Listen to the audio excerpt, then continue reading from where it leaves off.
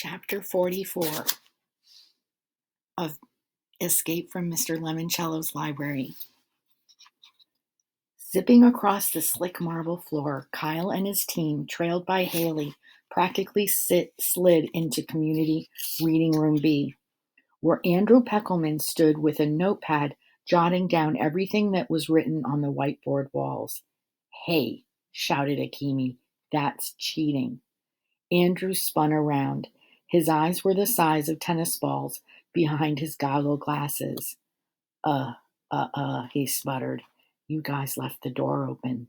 "No, we did not," said Kyle extremely calmly, especially considering how much he wanted to throttle Peckelman. "It locks automatically. I checked. And I double-checked the door before we went to bed," said Miguel. Kyle was surprised to hear it. "You did?" "You bet, bro. It's what teammates do." They knocked knuckles. "Well, you don't have anything but a stupid list of stupid books and stupid authors and a stupid Bible verse."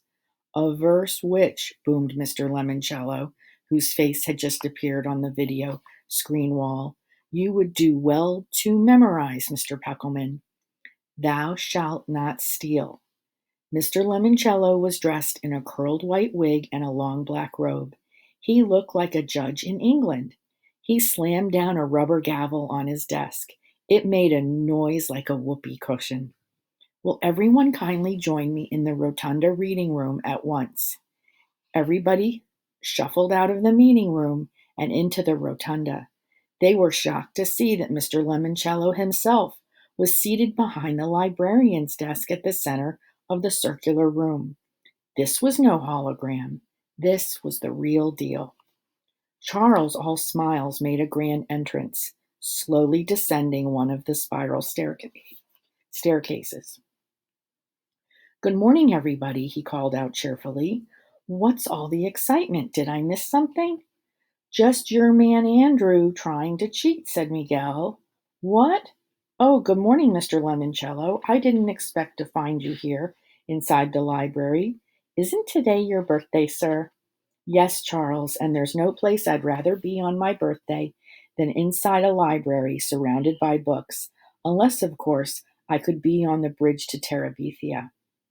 "Well, sir, I must say, you're certainly looking fit and trim. Have you been working out?" "No, Charles. Today I will be working in." "I beg your pardon?"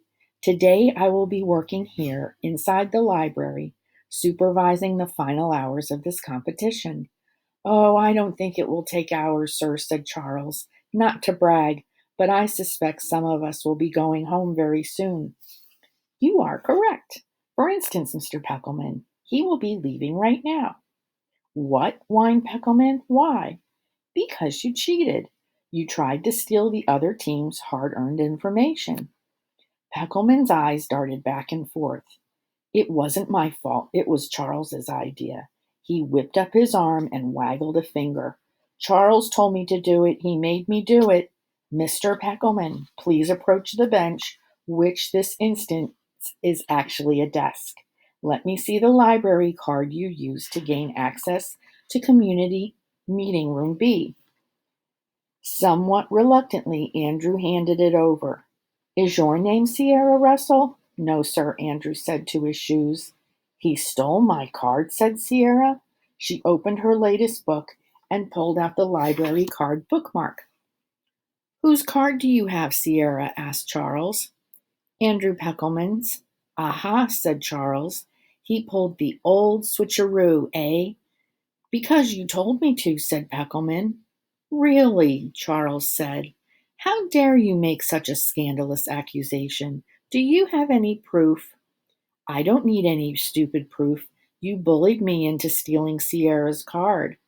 Mr. Lemoncello banged his gavel again, and thus ends the story of Andrew and the terrible, horrible, no good, very bad day.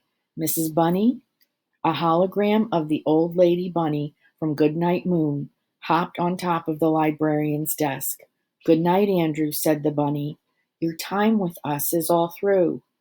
Clarence and Clement, the security guards, appeared and escorted Peckelman out of the building. "Sir," said Sierra, Would you like Andrew's library card for the discard pile? No, thank you. That card is now property of Team Kyle. Haley Daly raised her hand. Yes, Haley? Kyle saw her shoot a withering glance at Charles. How may I help you, dear? Asked Mr. Lemoncello. Well, sir, if it's okay with you, I'd like to switch sides. I want to join Kyle Keeley's team. And that concludes chapter 44.